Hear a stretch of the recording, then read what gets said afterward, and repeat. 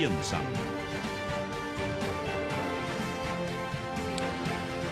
9 de la mañana con 34 minutos. Continuamos en esta primera edición de Radio Análisis en esta mañana de día jueves 28 de julio. La semana pasada conocíamos el informe de la denominada encuesta suplementaria de ingresos que realiza el Instituto Nacional de Estadísticas.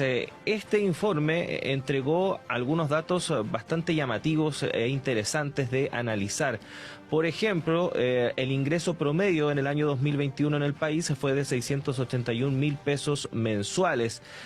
Además, si esto lo llevamos al ingreso mediano, es decir, el que recibe alguien representativo de la mitad de la población, este apenas llegó a 457.690 pesos. Pero si nos vamos para el otro lado, por ejemplo, a quienes ganan más de 3 millones de pesos mensuales, esta cifra, o quienes reciben este sueldo, corresponde a solo el 1,9% de la población nacional. Bueno, vamos a hablar de distribución del ingreso de patrimonio en nuestro país, en este espacio que realizamos habitualmente con nuestros amigos y amigas de Fundación Sol. Está con nosotros el economista Marco Kremerman. ¿Cómo estás, Marco? Buenos días. Hola, muy buenos días. Muy bien, gracias. ¿Qué podemos decir de estas cifras que estábamos comentando, Marco? A ver, efectivamente, todos los años el INE publica la encuesta suplementaria de ingresos, que es un módulo de la encuesta nacional de empleo, que se publica mensualmente, pero que se toma a fines de cada año, en octubre, diciembre, en el trimestre octubre-diciembre de cada año, y se publica entre julio y agosto. Y lamentablemente no tenemos mayores sorpresas con las cifras que se han publicado. Nuevamente vemos que Chile presenta un atraso salarial profundo cuando volvemos a mencionar la cifra que tú citaste en la presentación, que la mitad de los trabajadores y trabajadoras en Chile está recibiendo menos de 458.000 pesos para redondear líquidos. Eso es un drama, eso es gravísimo, ¿no? ¿Por qué? Porque si citamos, por ejemplo, uno de los indicadores más básicos que existen en Chile, que es como el piso de subsistencia, que es la línea de la pobreza. Pensemos en un hogar promedio de 4 personas. Actualmente ese valor está en 531.000 pesos líquidos. Entonces, cuando estamos hablando que la mitad de los trabajadores y trabajadoras está recibiendo menos de 458.000 pesos líquidos y que un hogar promedio necesita 531.000 pesos recién para superar el umbral de la subsistencia, no de la satisfacción de las necesidades, sino de la subsistencia, estamos metidos en un gran problema, ¿no? Si uno ve las cifras y escala un poquito más la encuesta suplementaria de ingresos, uno observa que 7 de cada 10 trabajadores y trabajadoras gana menos de 680.000 pesos, ¿no? Que es una cifra que sigue siendo insuficiente. La gran pregunta inmediatamente es, bueno, ¿cómo viven los hogares chilenos, las familias chilenas? Lo hemos conversado en otros momentos y ahí se activa inmediatamente la deuda, ¿no? Y la deuda ya no como una herramienta necesaria, ¿no? Sin duda para tener una casa propia, un departamento, un auto, se necesita a veces un crédito hipotecario, un crédito automotriz, ¿no? Porque las familias no cuentan con un monto de esas características para comprarla directamente, pero cuando se endeudan los hogares para alimentarse, para pagar la luz, el agua, para vestirse, para pagar el gas, para pagar internet, para pagar educación. Recordemos que hay cerca de 400.000 personas deudoras morosas del CAE para pagar salud. Ahí entramos en un problema serio y inmediatamente pasamos a la siguiente pregunta que tú mencionabas. Bueno, ¿esta es una situación generalizada en Chile o es que la mayoría está recibiendo bajos salarios y unos pocos hogares están viviendo no solo bien, sino que están viviendo mejor que las personas de mayores ingresos en Alemania, Suiza y en Noruega? Y lamentablemente la respuesta es sí. Cuando uno compara los datos de distintos países, hay una base de datos mundial que existe actualmente que permite medir lo que no miden las encuestas de hogares. La encuesta CACEN, la encuesta suplementaria de ingresos u otras encuestas no llegan a los hogares de mayores ingresos, ¿no? No se encuesta a los hogares de mayores patrimonios, ¿no? Porque la muestra no permite llegar a esos hogares. Y la única manera de poder tener un indicador fiel sobre la desigualdad que existe en el país es a través de lo que se conoce como los registros administrativos. ¿Qué son los registros administrativos? Son los datos, por ejemplo, que lleva el Servicio de Impuestos Internos de los contribuyentes, ¿no? Son las personas que registran algún tipo de ingreso, ya sea a través de boleta honorarios, trabajo formal u otro tipo de ingreso, y que el Servicio de Impuestos Internos tiene una base de un poquito más de 13 millones de personas, si citamos los años tributarios de 2 años atrás, y eso nos permite sacar conclusiones, y esas conclusiones se pueden obtener a partir de un estudio que hizo el Ministerio de Hacienda con la ayuda de un grupo de académicos como Damián Vergara, Ignacio Flores, entre otros. Ignacio Flores es un destacado académico chileno que trabaja con Tomás Piketty en esta base mundial de desigualdad que se ha montado últimamente con registros administrativos y cuyo título del documento que acompaña a la reforma tributaria que presentó el gobierno hace algunas semanas atrás es Diagnóstico Distributivo de Ingresos y Patrimonio y Análisis de la Propuesta de Reforma Tributaria en materia de renta y riqueza. Y allí, ¿no?, cuando conversemos sobre esos datos, podemos darnos cuenta del nivel de desigualdad que existe en Chile. Ujú. Marco, bueno, este escenario que efectivamente lo venimos tratando acá en la radio con ustedes también desde hace bastantes años, se ha agudizado aún más en este último tiempo a partir de la situación de la pandemia del COVID-19 y los efectos que está provocando, por ejemplo, la inflación. Es decir, ganar 450.000 pesos, si ya antes era dramático, hoy se vuelve casi doblemente peor. Y ahí uno vuelve a recordar esta máxima, ¿no? Que al parecer lamentablemente se repite y se repite, que es que ante las crisis, ante los escenarios de crisis, los ricos terminan más ricos y los pobres más pobres. Exactamente, ¿no? Uno revisa el ranking Forbes en los últimos años y por distintas razones muchos patrimonios de los principales billonarios del país han crecido, ¿no?, mientras los ingresos de los hogares se han mantenido o se han reducido en términos reales. Si uno ve, por ejemplo, el caso de los salarios y uno compara el dato publicado por el INE de esta mediana de 458.000 pesos casi, que está más de 220.000, 225.000 pesos alejado del promedio. Por eso es tan importante hablar de la mediana cuando hay mucha desigualdad y no del promedio. El promedio está en 681.000 pesos y uno diría, bueno, o sea, no está tan mal. Pero el problema es que la mitad está bajo 458 y el 70% está bajo el promedio. Eh, Cuando uno observa qué pasaba hace 4 años atrás, el 2017, esa mediana en pesos del 2021 era 461. Entonces, los salarios de hace 4 años atrás, al menos en términos de la mediana, eran un poquito mayores, ¿no?, ajustados por IPC, de los que se observan hoy día. Claramente, las consecuencias de la pandemia, de la guerra, la están pagando la mayoría de los hogares que viven de su trabajo. ¿Y por qué? ¿No? Porque cuando uno mira los datos, que son datos inéditos, es un trabajo muy complejo, realizado de una manera muy acuciosa por el Ministerio de Hacienda y los académicos que fueron convocados para hacer este estudio, ¿no?, de cuáles son los niveles de concentración que hay en Chile a nivel de ingreso y patrimonio. Uno observa, por ejemplo, que prácticamente en el 92-93% de los hogares chilenos, más del 90% de los ingresos provienen del trabajo. Entonces, los hogares viven del trabajo y de las pensiones contributivas, básicamente. Pero cuando uno hace un zoom, no del 1% más rico, del 1% mayores ingresos, sino del 0,1 o del 0,01, cuando hablamos del 0,01, estamos hablando de 1.300, 1.400 personas contribuyentes actualmente, uno encuentra que más del 95% de sus ingresos provienen de ingresos del capital, ¿no? ¿Y cuáles son los ingresos del capital? Son acciones que tienen de empresas, bienes raíces, distintos instrumentos financieros, ¿no?, y van generando renta a partir de esas inversiones.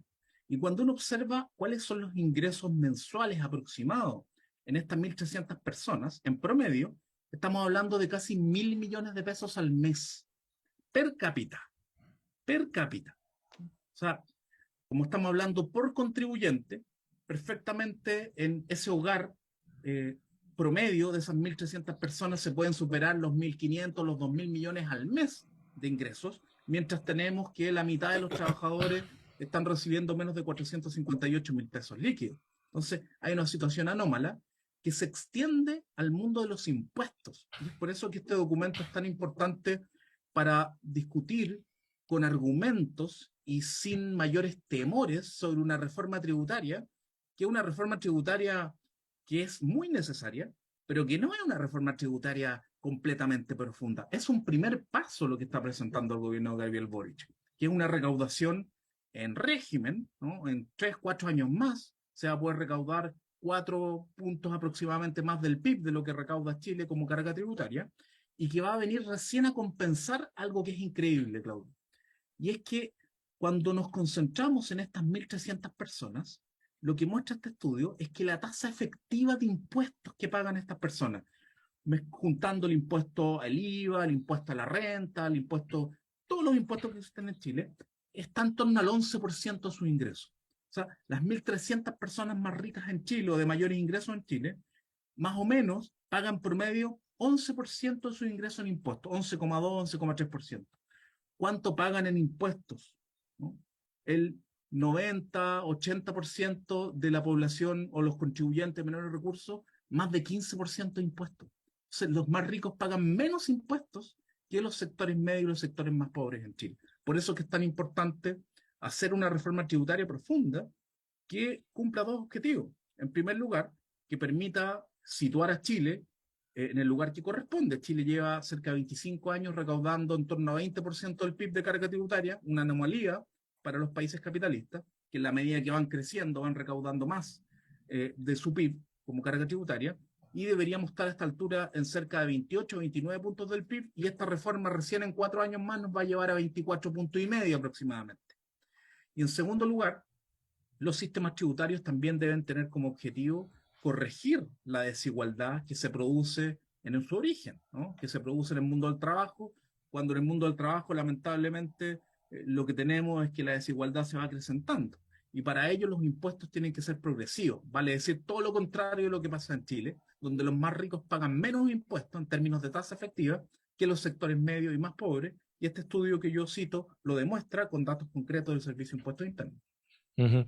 Marco, cuando se habla de cambios en este tipo de discusiones de los temas que estamos tratando, generalmente el debate se centra en, por lo menos en quienes están en contra de efectuar estos cambios, que así funciona el sistema, ¿no? O así, o cualquier modificación que se pueda hacer al régimen actual va a provocar un trastorno tal que sus consecuencias van a ser peores que los supuestos beneficios que podría entregar. Pero efectivamente es importante compararnos con otras realidades porque nos permite ampliar un poco el status quo, ¿no? Que todas estas décadas de la institucionalidad que conocemos han en cierta forma convirtiéndose en paradigmas.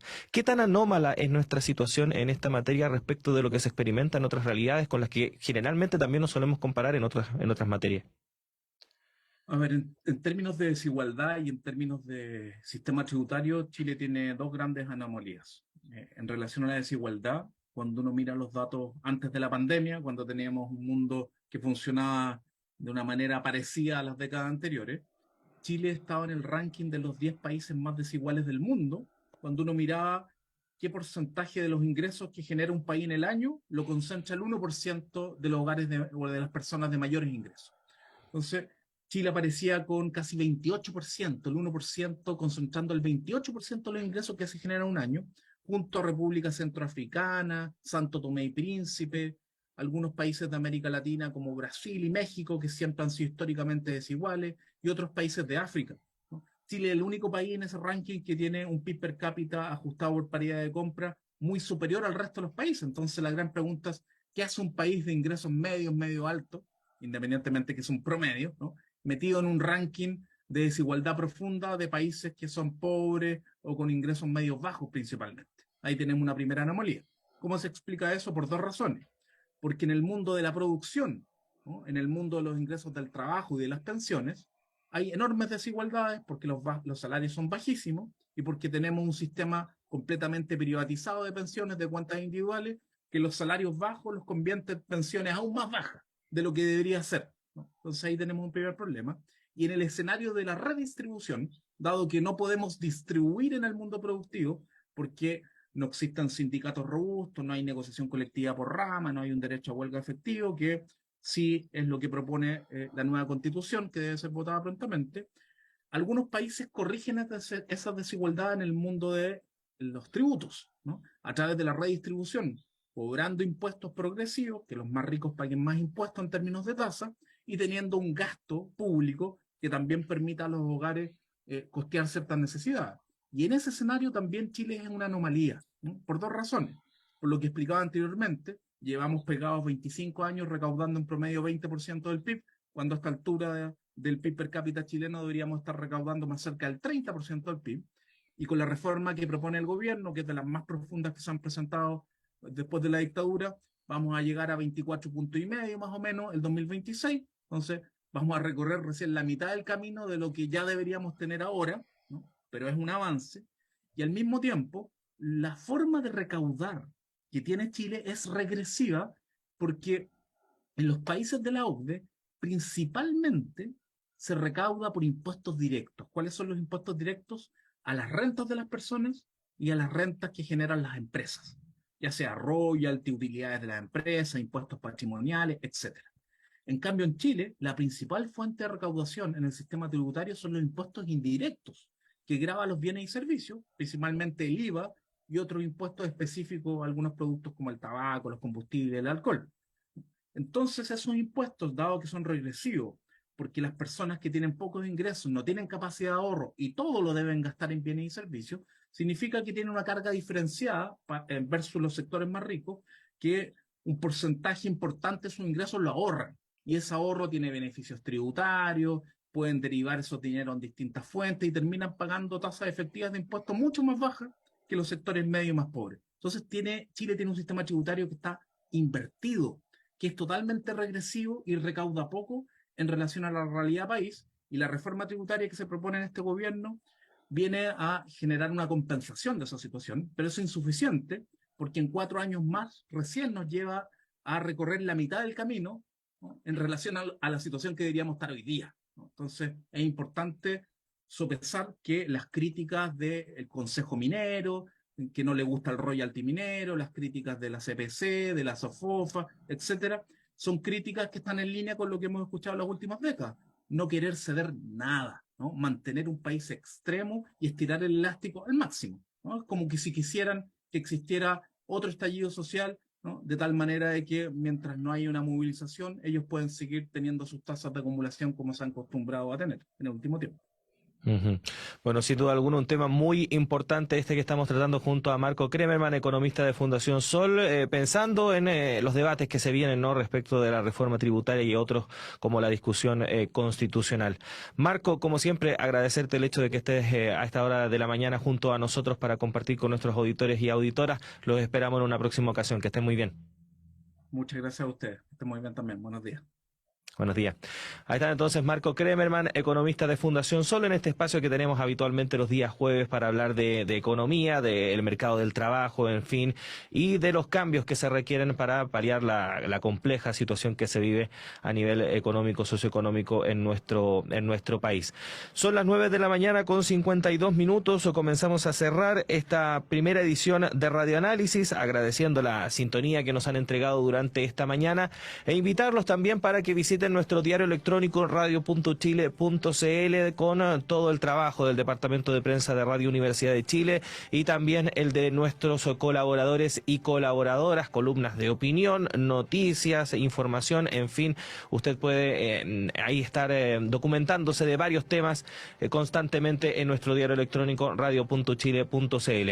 Y si llegó tarde este programa, se perdió alguna conversación, suscríbase a nuestro canal de YouTube Radio Universidad de Chile, donde no solamente queda alojado el video completo de este programa y otros del Departamento de Prensa de Radio Universidad de Chile, sino que también todas las conversaciones por separado. Si hay alguna que le interese en particular, puede ir directamente y revisarla ahí. Se suscribe, activa la campana y le va a aparecer ahí en su teléfono móvil, en la cabecera, cuando se suba un video por parte de nuestros compañeros que están trabajando ahí constantemente en nuestro canal de YouTube Radio Universidad de Chile. Siga en nuestra sintonía acá en la 102.5 FM. Llega en breves minutos Tania González y Semáforo. También siga junto a la red de radios que piensan y por supuesto al canal de televisión de la Universidad de Chile, UChile TV 11.2 en la televisión abierta digital, www.chiletv.cl en Internet. Gracias a Ricardo Hinojosa, a Tania, a Fernando Chasquilagos, a todo el equipo de la radio.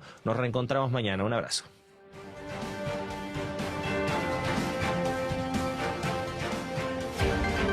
El Departamento de Prensa de Radio Universidad de Chile presentó primera edición de Radioanálisis, lo más relevante de cada jornada informativa con noticias, comentarios, análisis y entrevistas en una transmisión en línea con las radios que piensan. UFRO, Universidad de la Frontera de Temuco, Radio Universidad de los Lagos de Osorno, 90.1 FM, Radio Universidad Austral de Valdivia, El Periódico.cl de Temuco y la Araucanía, Radio UTA, 95.9 FM de la Universidad de Tarapacá, Región de Arica y también Parinacota, Radio Placeres, 87.7 FM de Valparaíso, Radio Talcahuano, Radio Universidad de Antofagasta, 99.9 FM, Diario TV Canal 5.cl de la región de los ríos y de los lagos, Radio UNAP, 101.9 FM de la Universidad Arturo Prat, región de Tarapacá, Radio Quinta, 106.6 FM de Quinta Normal, Radio Ricalma, 107.9 FM de Icalma, región de la Araucanía, Radio Atlanta FM de Antofagasta, canal de televisión R2 TV de las comunas de Mejillones y Taltal, Radio Tricahues.cl de Montepatria, Radio Comunitaria Extremo de Reñaca Alto, 96.1 FM, Radio Extremo de Viña del Mar, 96.1 FM, Radio Cañagual FM Online, desde Panguecillo, comuna de Salamanca, provincia de Choapa, Radio Olmué Online, Radio Juan Gómez Millas, de la Universidad de Chile, Radio Universidad de Chile, 102.5 FM y el diario electrónico radio.uchile.cl. Producción, Tania González. Edición, Diana Porras. Editora general, Montserrat Rolano. Dirección general, Patricio López.